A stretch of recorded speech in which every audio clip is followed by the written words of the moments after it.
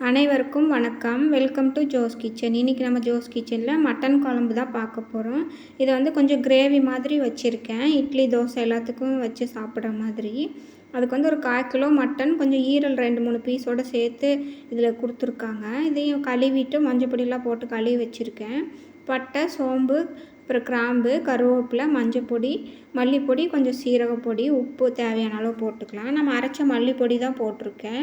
அதுக்கப்புறமா இஞ்சி பூண்டு பேஸ்ட் ஒரு 2 ஸ்பூன் சேர்த்துருக்கேன். இந்த மாதிரி சேர்த்து நல்லா வேக விட்டு எடுத்துட்டோம்னா நல்லாயிருக்கும். ஒரு டம்ளர் மட்டும் தண்ணி ஊற்றிக்கலாம்.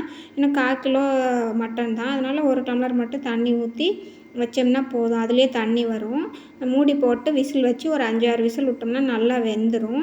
இப்போ வந்து வெங்காயம் வந்து உரித்து நல்லா கழுவிட்டு 2ஆக வெட்டி வச்சுருக்கேன். இதை வதக்கிக்கலாம். 3 வரமிளகா, கொஞ்சம் கருவேப்பிலை, தக்காளி வந்து இடையில வெட்டி போட்டுக்கலாம். எண்ணெய் ஊற்றிட்டு அடுப்பு பற்ற வச்சு இதை வதக்கிக்கலாம். இதை வதக்கிட்டு அந்த குக்கர் வந்து விசில் போடுறதுக்குள்ளே வதக்கிட்டு அரைச்சிக்கலாம். இப்போ வந்து இது நல்லா வதங்கிடுச்சுன்னா அதுக்கப்புறம் நம்ம தேங்காயெல்லாம் சேர்த்துக்கலாம். கொஞ்சம் நேரம் வதங்கினதுக்கப்புறம் தக்காளி சேர்த்துட்டு அதையும் நல்லா வதக்கிக்கலாம். இப்போ எடுத்தோடனே போட்டோம் அப்படின்னா வந்து தக்காளி சீக்கிரம் குழஞ்சி வந்துடும். வெங்காயம் பாதி வேகாமல் இருக்கும். அதனால் முதல்ல வெங்காயத்தை வதக்கிட்டு அதுக்கப்புறமா தக்காளி போட்டுக்கலாம். பாதியில் தக்காளி போட்டோம்னா நல்லா வதங்கிடும். வெங்காயம் தக்காளியும் நல்லா வதங்கிடும். தக்காளி வந்து கொஞ்சம் உப்பு போட்டாலும் சீக்கிரம் வதங்கிடும். ஆனால் இதுக்கு உப்பு போட்டோம்னா குழம்பு வந்து சளிச்ச மாதிரி ஆயிரும். அதனால் உப்பு போடாமல் வதக்கிக்கோங்க. கடைசியாக நம்ம உப்பு போட்டுட்டு தேங்காய் இதெல்லாம் போட்டு கொஞ்சம் பரட்டி விட்டு எடுத்து வச்சிட்டோம் அப்படின்னா நல்லாயிருக்கும். தேங்காய் வந்து இந்த வாட்டி நான் இளந்தேங்காய் தான் போட்டிருக்கேன். இந்த மாதிரி போடும்போது கொஞ்சம் குழம்பு நல்லாயிருக்கும். நம்ம தேங்காய் பால் ஊற்றுற மாதிரி இருக்கும். இப்போ மிக்ஸி ஜாரில் மாற்றிட்டு இந்த மாதிரி நல்லா பேஸ்ட் மாதிரி அரைச்சி எடுத்து வச்சுட்டு அதுக்கப்புறம் குக்கரை வந்து விசில் எடுத்துவிட்டு ஓப்பன் பண்ணி பார்த்தோம்னா இது மாதிரி நல்லா வெந்திருக்கும். இந்த வெந்த இதை வந்து நம்ம வச்சுட்டு தாளிச்சிக்கலாம்.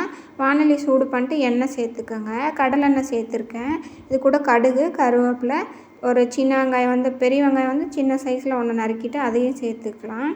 முதல்ல வந்து நம்ம வெங்காயம்லாம் எதுவும் போடலை, சும்மா தான் வேக வச்சுருக்கோம். அதனால் ஒரு சின்ன வெங்காயம் மட்டும் போட்டிருக்கேன். போட்டுட்டு இதையும் வதக்கிட்டு 2 பச்சை மிளகா, ஒரு தக்காளி, சின்ன சைஸ் தக்காளி போட்டால் போதும். நம்ம வதக்கும் போது ஒரு தக்காளி போட்டிருக்கோம். அதனால் சின்ன சைஸில் ஒரு தக்காளி போட்டுக்கலாம். போட்டுட்டு வதங்கினதுக்கப்புறமா நம்ம வேக வச்ச மட்டனை அந்த தண்ணி எல்லாத்தையும் ஒன்றா ஊற்றிட்டு பெரட்டி விட்டுக்கலாம். பெரட்டி விட்டுட்டு இப்போ மசாலா அரைச்சி வச்சோம் இல்லையா, அந்த மசாலா வந்து இது கூட சேர்த்துக்கலாம். இப்போ வேக வச்சு குக்கர்லேயே மசாலா ஊற்றி நல்லா அலசி ஊற்றிட்டோம் அப்படின்னா அதில் இருக்கிற அந்த மட்டன் வெந்ததெல்லாம் வந்து இதோட சேர்ந்து வந்துடும். அதனால் குக்கர்லேயே நல்லா அலசி விட்டு ஊற்றிட்டு இது மாதிரி கொதி வரும்போது தட்டு வச்சு மூடி வச்சுருங்க. மூடி வச்சிட்டோம்னா நல்லா வெந்துடும். கொஞ்சம் கேப் விட்டோம்னா பொங்கி கீழே உழுகாது. அதனால் கொஞ்சம் கேப் விட்டு நல்லா கொதிக்க விட்டுட்டிங்கன்னா நல்லா கொதிச்சிடும். மட்டன் முன்னே வெந்தது தான், குழம்பு மட்டும் கொதிச்சா போதும். ஒரு 10 நிமிஷம் நல்லா ஹை ஃப்ளேமில் வச்சு கொதிக்க வச்சுட்டு கொத்தமல்லி தழை போட்டு இறக்கிட்டோம்னா இந்த மட்டன் குழம்பு வந்து ரெடி ஆயிடும். நான் கொஞ்சம் கெட்டியாக வச்சுருக்கேன். நீங்கள் வேணால் தண்ணி மாதிரி வச்சுக்கோங்க. கடைசியாக ஒரு நல்லா வறுத்த வரமிளகாயோ பச்சை மிளகாயோ ஏதோ ஒன்று போட்டோம்னா நல்லாயிருக்கும்.